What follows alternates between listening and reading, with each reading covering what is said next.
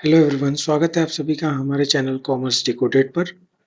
आज की इस वीडियो में हम कवर करने वाले हैं अकाउंटिंग कॉन्सेप्ट्स जो हमने लास्ट 2 लेक्चर्स में कवर किए थे। उन पे बेस्ड प्रीवियस ईयर क्वेश्चंस कौन कौन से हैं उन्हें हम डिस्कस करने वाले हैं। ये वीडियो इंपॉर्टेंट है अगर आप तैयारियां कर रहे हैं एलटी ग्रेड की, टीजीटी की, पीजीटी की या फिर यूजीसी नेट जेआरएफ की, जिसे आज एनटीए नेट जेआरएफ भी कहते हैं। जीटीसी की तैयारी कर रहे हैं जिसकी वैकेंसी 157 कॉमर्स की सीट के लिए आई है। अकाउंटेंट की वैकेंसी के लिए 11 12 या बीकॉम किसी भी चीज के लिए प्रिपेयर कर रहे हैं, अगर उसके सिलेबस में अकाउंटिंग कॉन्सेप्ट्स है तो ये वीडियो आपके लिए इम्पोर्टेंट है।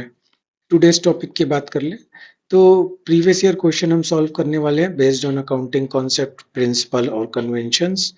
ये रिलेवेंट है हर एक टाइप के एग्जाम के लिए। आप किसी भी टाइप की एग्जाम दे रहे हो, जैसे आप यूपीपीएससी असिस्टेंट प्रोफेसर कॉमर्स की तैयारी कर रहे हैं, एलटी ग्रेड की तैयारी कर रहे हैं, पीजीटी की कर रहे हैं, टीजीटी की कर रहे हैं, 11 12 की कर रहे हैं, या फिर बीकॉम के लिए तैयारियां कर रहे हैं, या यूपीपीएससी की प्री की एग्जामिनेशन दे रहे हैं, या फिर और भी कोई कॉम्पिटिटिव एग्जाम है जहां पर सिलेबस है अकाउंटिंग कॉन्सेप्ट, प्रिंसिपल्स और कन्वेंशन, तो ये वीडियो आपके लिए इम्पोर्टेंट है।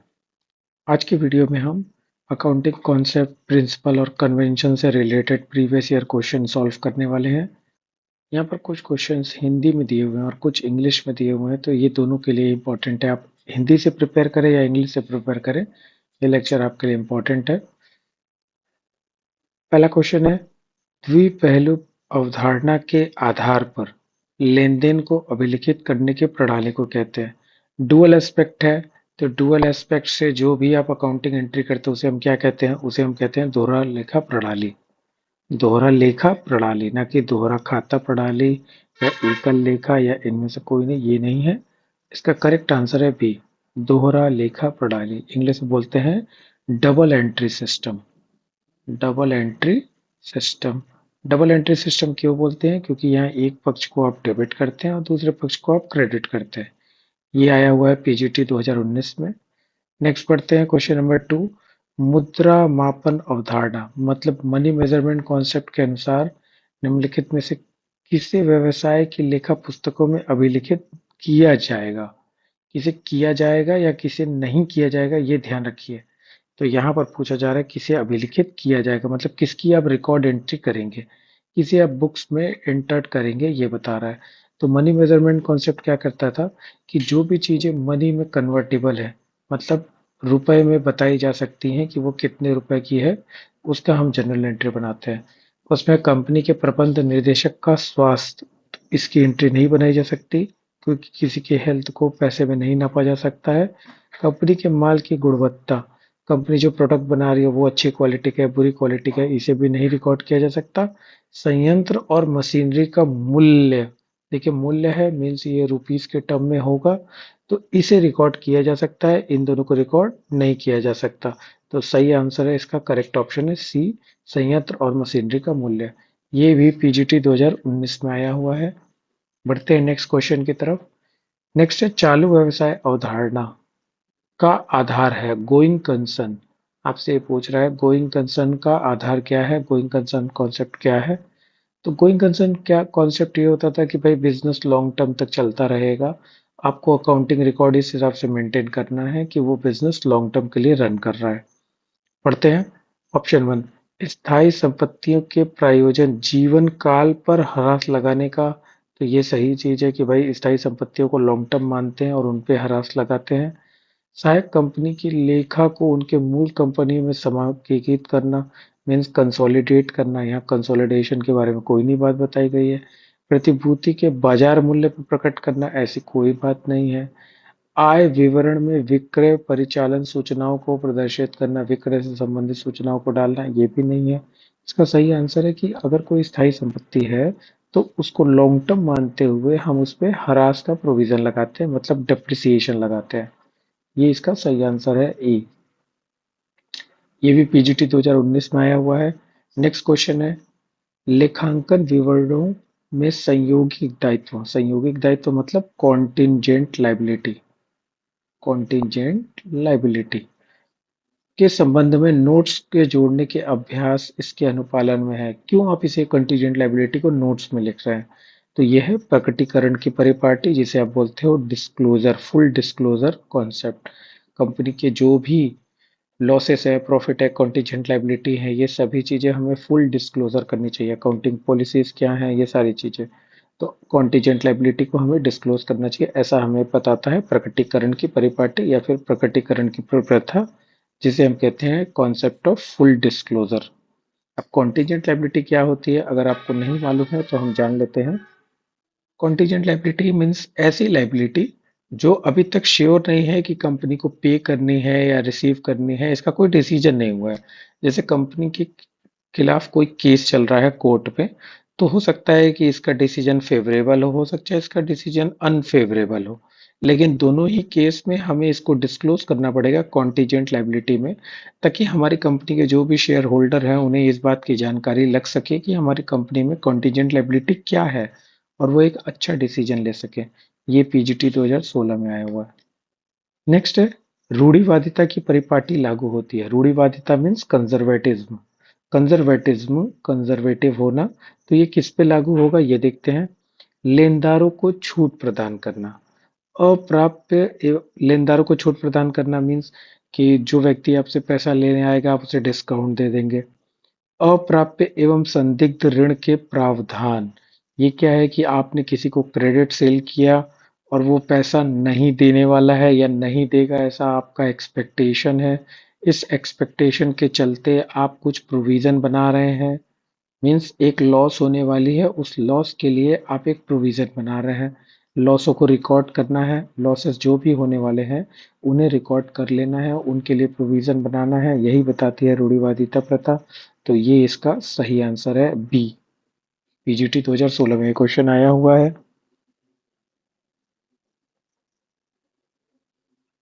नेक्स्ट क्वेश्चन है capital accounts comes under which concept. Capital account किस में आता है, तो हमने बहुत सारी प्रथाएं पढ़ी थी, उसमें एक प्रथा होती है सेपरेट बिजनेस एंटिटी कॉन्सेप्ट, जहाँ पर हम ये कहते हैं कि जो बिजनेस है और जो बिजनेस का ओनर है, ये दो अलग अलग व्यक्ति हैं। अलग अलग व्यक्ति हैं तो जो हम अकाउंटिंग रिकॉर्ड करते हैं वो बिजनेस के यहाँ करते हैं। तो जो भी बिजनेस ओनर का पैसा लगा हुआ बिजनेस में इन्वेस्टेड है, उसे कैपिटल के नाम से रिकॉर्ड करते हैं, और अगर ये कुछ विड्रॉ करता है तो उसे ड्रॉइंग करते हुए माइनस कर देते हैं।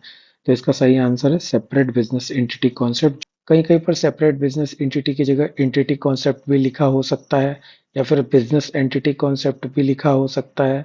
तो आप इन सभी को एक मानिए। ये क्वेश्चन आया हुआ है पीजीटी 2016 में। Next question, which of the following is an equation. यहाँ इक्वेशन कौन सी बात कर रहा है, वो बात कर रहा है अकाउंटिंग इक्वेशन की। अकाउंटिंग इक्वेशन कौन सा कॉन्सेप्ट देता है, वो डुअल एस्पेक्ट कॉन्सेप्ट हमें बताता है अकाउंटिंग इक्वेशन के बारे में। अकाउंटिंग इक्वेशन क्या होता है कि assets is equal to capital plus liability. तो हम देख लेते हैं कि यहाँ लिखा हुआ है assets is equal to capital plus drawing, ये गलत है। Assets is equal to liability minus capital, ये भी गलत है। Assets equal to liability plus capital, ये सही है, ऑप्शन सी करेक्ट है। ये आया हुआ है पीजीटी 2013 में। नेक्स्ट क्वेश्चन देख लेते हैं, question number 8। According to convention of conservation the stock in trade is valued at. Stock किस पर वैल्यूड करेंगे, तो कंजर्वेटिव क्या कहता है कि अगर कोई लॉस होने वाला है तो उसे रिकॉर्ड करें। तो लॉस कैसे रिकॉर्ड होगा, जब उसे आप मार्केट वैल्यू पर रिकॉर्ड करें। ये हो सकता है मार्केट वैल्यू कॉस्ट से ज़्यादा हो, तो ये गलत हो जाएगा। कॉस्ट वैल्यू पे रिकॉर्ड करें, हो सकता है कि कॉस्ट जो है वो मार्केट वैल्यू से कम हो, तो ये भी गलत हो जाएगा। तो इसका सही आंसर है मार्केट प्राइस और cost price whichever is less, दोनों में जो कम हो। सपोज कीजिए कॉस्ट प्राइस है 10,000 और मार्केट प्राइस है 12,000। अब हम इसको चेक करें, अगर हम मार्केट प्राइस पे रिकॉर्ड करें तो क्या होगा कि वो 12,000 पे रिकॉर्ड हो जाएगा, जो कि गलत हो जाएगा। हम कॉस्ट पे करें तो हो सकता है कल को मार्केट प्राइस 8,000 हो, तब भी गलत हो जाएगा। तो ऐसे केस में कॉस्ट और market price whichever is lower, जैसे कॉस्ट है 10,000 और मार्केट प्राइस है 12,000, तो इन दोनों का लोअर क्या है कॉस्ट, तो वो 10,000 पे रिकॉर्ड होगा। और दूसरे केस में हम देखेंगे कॉस्ट है 10,000 और मार्केट प्राइस है 8,000, तो दोनों में कम क्या है, मार्केट प्राइस 8,000 कम है, तो वो मार्केट प्राइस पे रिकॉर्ड हो जाएगा। तो इसका सही आंसर है सी, कॉस्ट और market price whichever is lower. यह हुआ पीजीटी 2010 में, और ऐसे क्वेश्चन लगातार रिपीटेड होते रहते हैं। नेक्स्ट क्वेश्चन है the system of recording transaction based on dual aspect concept is called. Dual aspect concept पे क्वेश्चन कई सारे क्वेश्चन आ चुके हैं। डुअल एस्पेक्ट कॉन्सेप्ट मीन्स एक पक्ष डेबिट, दूसरा पक्ष क्रेडिट, तो उसे हम क्या बोलते हैं? Double entry system. Double entry system, इसका ऑप्शन 1 करेक्ट है। ध्यान रखें कि ये दोनों बिल्कुल सिमिलर है, डबल एंट्री और डबल अकाउंट, लेकिन इसका सही आंसर डबल एंट्री है, डबल अकाउंट इस तरह का कोई भी अकाउंटिंग प्रिंसिपल कन्वेंशन नहीं होता।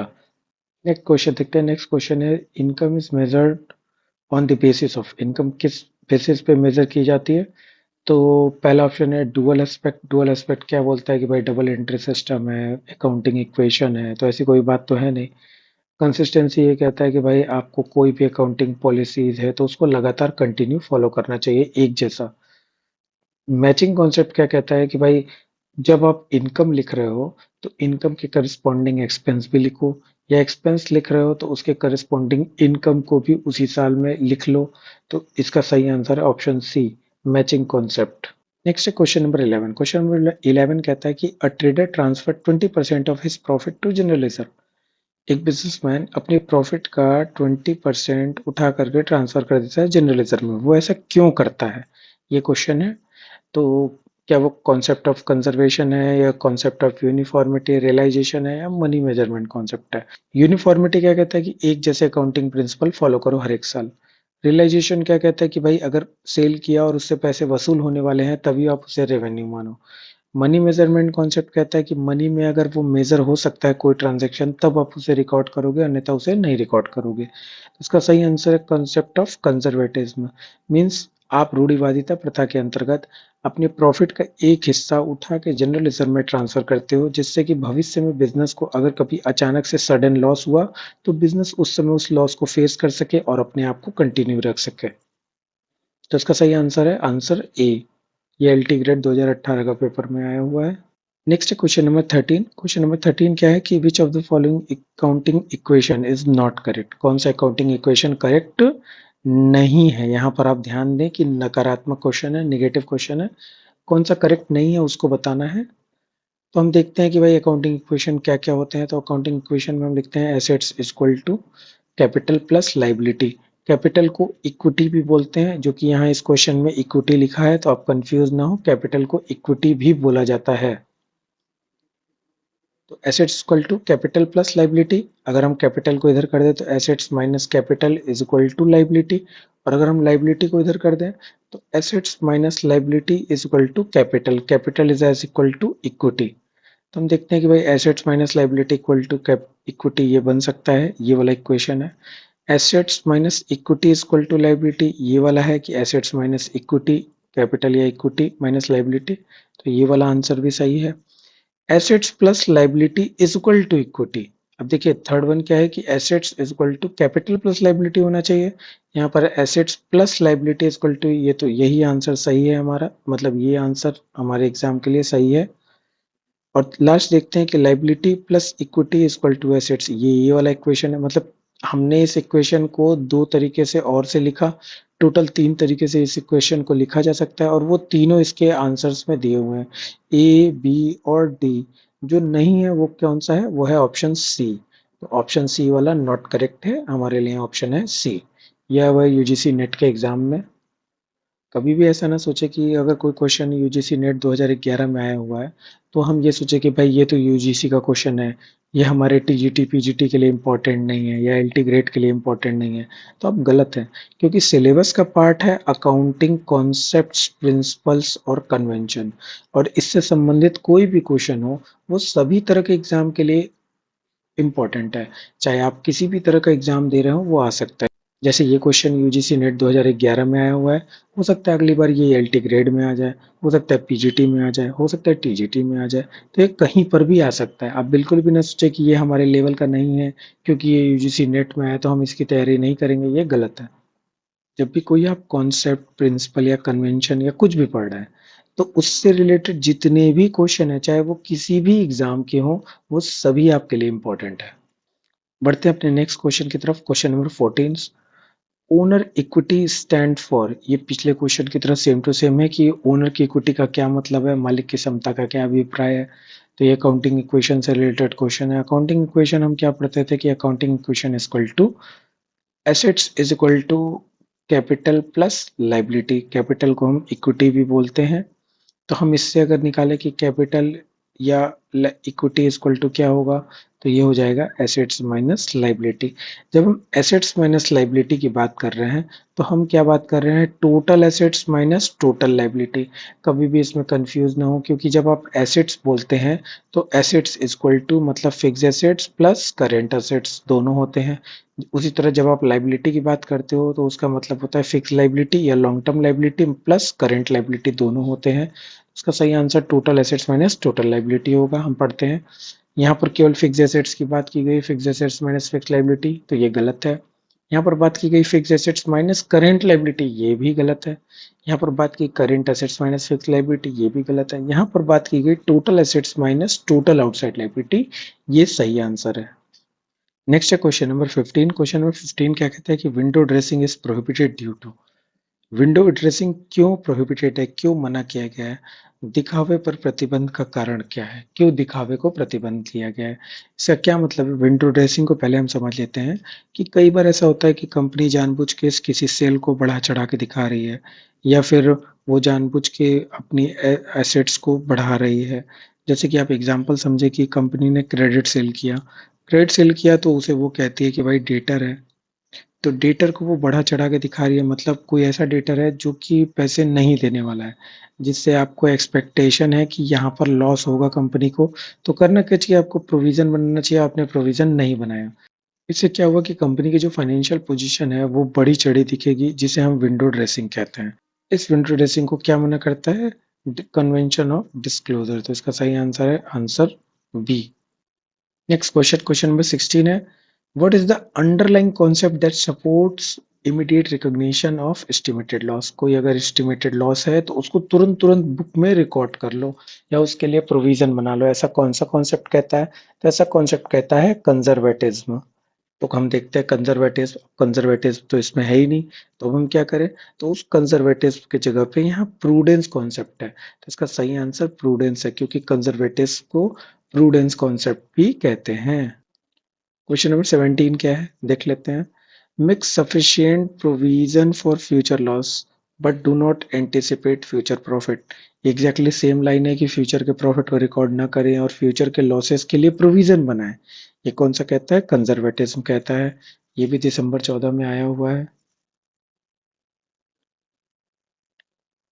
नेक्स्ट है, dual aspect concept result in the following accounting equation. कौन सा अकाउंटिंग इक्वेशन बन सकता है, देखिए वही अकाउंटिंग इक्वेशन तो वही होता है जो हम पढ़ते आ रहे हैं कि भाई assets equal to capital plus liability, यही होता है, बस इसी का डिटेल दिया होता है। जैसे कहीं पर आपको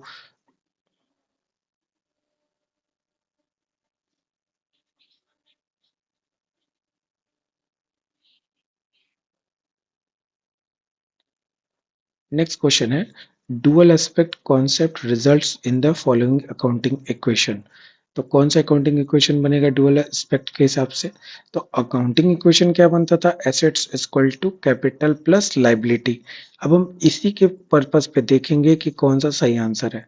तो हम देखेंगे revenue plus expense, revenue expense की तो कोई बात ही नहीं है यहाँ पर, तो ये गलत ऑप्शन है। नेक्स्ट देखते हैं, capital plus profit is equal to assets plus expense. यहाँ पर लाइबिलिटी की कोई बात नहीं है, जो कि बिना लाइबिलिटी के हो ही नहीं सकता क्वेश्चन। नेक्स्ट है, capital plus liability is equal to assets, यही सही आंसर है, क्योंकि यहाँ पर capital plus liability is equal to answer है, तो इसका करेक्ट ऑप्शन है सी। हमें डी पढ़ने की जरूरत नहीं है। ये क्वेश्चन दिसंबर 2015 में आया हुआ है। नेक्स्ट क्वेश्चन है, match the item in column one with column to. इस तरह के बहुत क्वेश्चंस लगातार आते रहे हैं एग्जाम में, तो इसको ध्यान से पढ़े। अगर आपको चारों कॉन्सेप्ट में से कोई भी तीन कॉन्सेप्ट भी पता हो तो आप इसका सही आंसर लगा सकते हैं। हम देखते हैं यहाँ पर, सबसे पहले बोल रहा है मेटेरियलिटी कॉन्सेप्ट, या फिर आप इसे पढ़िए, the same accounting method to be used by firm from one period to another period. एक जैसे अकाउंटिंग प्रिंसिपल फॉलो करने चाहिए, ये कौन सा कॉन्सेप्ट कहता है, तो हम जानते हैं कि ये कहता है कंसिस्टेंसी। तो जो डी है, डी का सही आंसर है वन। और पढ़ते हैं, an inappropriate assumption of a firm being bankrupt. हम ये कह रहे हैं कि भाई बैंक, आपका जो बिजनेस है वो बैंकरप्ट होने वाला है, ये इनकरेक्ट अजम्पशन है। ये किसके लिए है, तो ये गोइंग कंसर्न से रिलेटेड है, मींस बी का ऑप्शन है टू। पढ़ते हैं थ्री की तरफ, a normal basis used for accounting assets assets को रिकॉर्ड करने के लिए क्या एक नॉर्मल तरीका होता है, वो होता है हिस्टोरिकल कॉन्सेप्ट कि मतलब जिस प्राइस पे एसेट्स को एक्वायर किया गया उसी प्राइस पे उसे रिकॉर्ड करना चाहिए। तो इसका आंसर है 3, सी का आंसर है 3। और लास्ट देखते हैं, relates to an important item और इवेंट्स। कुछ भी खास इंपॉर्टेंट आइटम है, इवेंट है, तो उसे हम क्या बोलते हैं कि भाई मेटेरियलिटी कॉन्सेप्ट के तहत हमें उसे डिस्क्लोज करना चाहिए, उसे हमें बताना चाहिए। तो ए का आंसर है 4। हम देख लेते हैं ऑप्शन ए का 4, बी का सेकेंड, सी का थर्ड और डी का 1। फिर से हम देखते हैं कि मैच द लिस्ट का एक क्वेश्चन और है। तो match the list 1 with list 2। हम इधर पढ़ते जाएंगे, इस साइड को पढ़ते जाएंगे और हम उसे यहाँ टिक करते जाएंगे। Valuing plant and machinery at cost less depreciation. Cost less depreciation means acquisition cost minus depreciation. Acquisition cost पे किसे रिकॉर्ड करते थे, हिस्टोरिकल कॉन्सेप्ट तो मीन्स डी का 1 है। पढ़ते हैं, recording punctuality and honesty of employ of an organisation. आपके एम्प्लॉय बहुत पंक्चुअल है, बहुत ऑनेस्ट है, इसे हम रिकॉर्ड करना चाहते हैं, इसके बारे में कौन सा प्रिंसिपल है। तो चूंकि ये पैसे में कन्वर्टेबल नहीं है तो इसे रिकॉर्ड नहीं किया जा सकता। ऐसा कौन सा कॉन्सेप्ट बताता है, वो बताता है मनी मेजरमेंट, मीन्स सी का 2। नेक्स्ट देखते हैं, capital contributed by proprietor is shown as liability in the balance sheet. जो बिजनेस ओनर है उसकी जो पूंजी लगी है उसे हम कैपिटल कहते हैं। इस कैपिटल को लायबिलिटी क्यों दिखाते हैं, क्योंकि वो बिजनेस के लिए लायबिलिटी है। क्यों? क्योंकि हम बिजनेस और बिजनेस ओनर को सेपरेट मानते हैं और बिजनेस में हम अकाउंटिंग एंट्री और रिकॉर्ड मेंटेन कर रहे हैं। तो इस जो बिजनेस ओनर का पैसा लगा है इस बिजनेस में, इसे हम कैपिटल मानते हुए दायित्व साइड में दिखाते हैं। ऐसा कौन सा कॉन्सेप्ट कहता है, ये कहता है principle of separate entity concept. तो यहाँ पर जो थर्ड है इसका ऑप्शन 1 है। नेक्स्ट देखते हैं कंजर्वेटिज्म। कंजर्वेटिज्म ये कहता है कि भाई हमें लॉसेस को रिकॉर्ड कर लेना चाहिए पहले से। तो इसका सही आंसर है वैल्यूइंग इन्वेंट्री एट कॉस्ट और market price whichever is less. ये एग्जाम में 2017 में आया हुआ है क्वेश्चन। नेक्स्ट है क्वेश्चन नंबर 21। ये एजर्शन और रीजन वाला क्वेश्चन है जिसमें आप अभिकथन और तर्क कहते हैं। तो यहाँ पर आपको क्या क्या बताना होता है कि पहले करेक्ट कौन सा है, फिर करेक्ट है तो क्या एक्सप्लेनेशन भी है या नहीं है, हमें यह बताना पड़ेगा। तो हम पहले पढ़ते हैं एजर्शन क्या है, इसका अभिकथन कि personal transaction of the owner of business are not recorded in the books. जो बिजनेस के ओनर का पर्सनल ट्रांजैक्शन है उसे हम रिकॉर्ड नहीं करते हैं बुक्स में। बिल्कुल करेक्ट है ये। अब क्यों नहीं करते हैं? According to business entity concept each business enterprise is considered as an accounting unit separate from owner. Means कोई बिजनेस है तो हम इसे इसके ओनर से सेपरेट मानते हैं और हम इसे एक अकाउंटिंग यूनिट मानते हैं जो कि सेपरेट है फ्रॉम बिजनेस ओनर। जो बिजनेस का मालिक है उससे सेपरेट है और इसी की वजह से हम इसके पर्सनल रिकॉर्ड, बिजनेस ओनर के पर्सनल रिकॉर्ड वहां रिकॉर्ड करते हैं और बिजनेस से संबंधित रिकॉर्ड यहाँ रखते हैं। तो ये रीजन भी करेक्ट है और ये इसका करेक्ट एक्सप्लेनेशन है। तो हम इसे पढ़ते हैं कि भाई कौन सा ऑप्शन सही है। ए एंड आर करेक्ट सही है and R is correct explanation of A. तो इसका सही आंसर ए है कि भाई ए हमारा जो एजर्शन है और रीजन है, ए और आर दोनों करेक्ट है और जो आर है वो करेक्ट एक्सप्लेनेशन है ए का। नेक्स्ट क्वेश्चन देखते हैं, the going concern concept is underlying basis. किस लिए अंडरलाइंग है, तो हम इसे पढ़ते हैं। Disclosing market value of securities नहीं, कंसोलिडेटिंग अकाउंट्स नहीं, कंसोलिडेट से रिलेटेड कोई बात नहीं है, depreciating fixed assets over their useful life, ये वाला सही आंसर है। इसका सही आंसर सी है। गोइंग कंसर्न कॉन्सेप्ट में हम जानते हैं कि जो बिजनेस एग्जिस्ट करता है वो लॉन्ग टर्म के लिए करता है। तो हमें जो एसेट्स रिकॉर्ड करने चाहिए वो इस बेसिस पे करने चाहिए कि वो उसकी लॉन्ग टर्म वैल्यू को शो करे। अब हम अगर कोई एसेट्स आज के दिन में खरीद रहे हैं और वो 20 ईयर्स के लिए है, 20 ईयर्स के लिए उस एसेट्स की लाइफ है और उस एसेट्स की जो प्राइस है वो है 20,000। तो इस 20,000 को 20 ईयर तक डेप्रिसिएट करना है। मीन्स हर एक साल 1,000 रुपीज इस पे डिप्रिसिएशन हरास करना है। और अगर ये बिजनेस शॉर्ट टर्म के लिए एग्जिस्ट करता है, सपोज कीजिए कि आपने अपनी अभी खरीदा और 1 साल बाद ये बिक जाएगा, तो इसका जो मार्केट वैल्यू है वो है सिर्फ 10,000। तो उस टाइम पे आप 10,000 रुपए पे रिकॉर्ड करेंगे।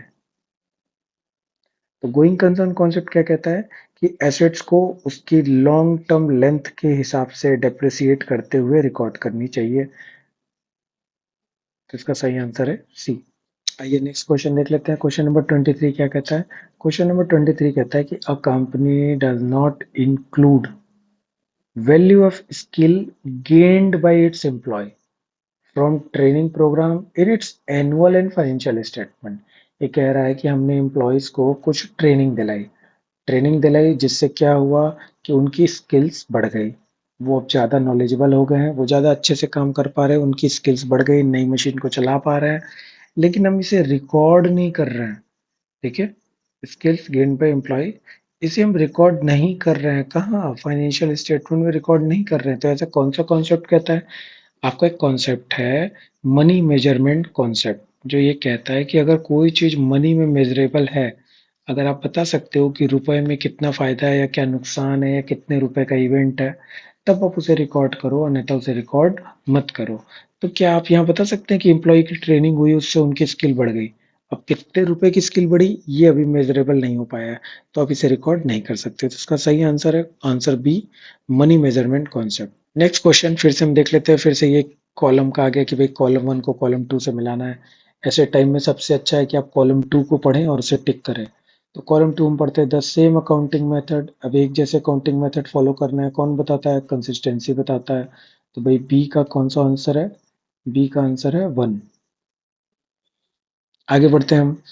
रिलेट टू रिलेटिव साइज और इम्पोर्टेंस ऑफ एन आइटम। कोई आइटम इम्पोर्टेंट है, कोई इवेंट इम्पोर्टेंट है, तो हम उसे रिकॉर्ड करते हैं, दिखाते हैं। ये कहाँ बताता है? ये बताता है मटेरियलिटी। तो डी का ऑप्शन है टू। फिर हम आगे पढ़ाते हैं कि an inappropriate assumption for firm undergoing bankrupt. हम ये बता रहे हैं कि भाई कोई बिजनेस है वो खत्म होने वाली है, वो बिजनेस बैंकरप्ट होने वाली है, इसका कोई इनकरेक्ट अजम्पशन हम लगा रहे हैं। तो ये किसको प्रभावित करता है? ये प्रभावित करता है गोइंग कंसर्न को। तो ए का है थ्री। अब हम लास्ट पढ़ लेते हैं। वैसे ही पता चल गया कि आपको कि सी का क्या हो सकता है, एक हो गया, दो हो गया, तीन हो गया, तो ये चार है। नहीं तो आप पढ़ के भी दे सकते हैं। Normal basis used for accounting of assets. ऐसे एसेट्स रिकॉर्ड करने के लिए कि एसेट्स किस पे रिकॉर्ड होना चाहिए? एक्विजिशन कॉस्ट पे, या हम बोले कि एक्विजिशन कॉस्ट माइनस डेप्रिसिएशन पे। तो ये कौन सा कॉन्सेप्ट कहता है? ये कहता है हिस्टोरिकल कॉन्सेप्ट। हिस्टोरिकल कॉन्सेप्ट या फिर कॉस्ट कॉन्सेप्ट कहता है। तो कॉस्ट कॉन्सेप्ट हो गया इसका सही आंसर। तो सी का फोर हो गया। नेक्स्ट क्वेश्चन देख लेते हैं। Question number 25। Policy of playing safe followed by accountant is based on which of the following concept. इनमें से कौन सा कॉन्सेप्ट अकाउंटेंट फॉलो कर रहा है जिसके थ्रू वो प्लेइंग सेफ, सेफ खेलना चाहता है? प्लेइंग सेफ, सेफ खेलने का क्या मतलब है कि आप इसे ध्यान से देखिए कि डुअल एस्पेक्ट क्या कहता है कि भाई डबल एंट्री होनी चाहिए, डेबिट होना चाहिए और क्रेडिट होना चाहिए। कंजर्वेटिज्म क्या कहता है?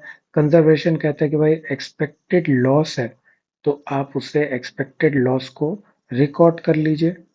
जबकि कोई एक्सपेक्टेड इनकम है, तो एक्सपेक्टेड इनकम को रिकॉर्ड नहीं करना है।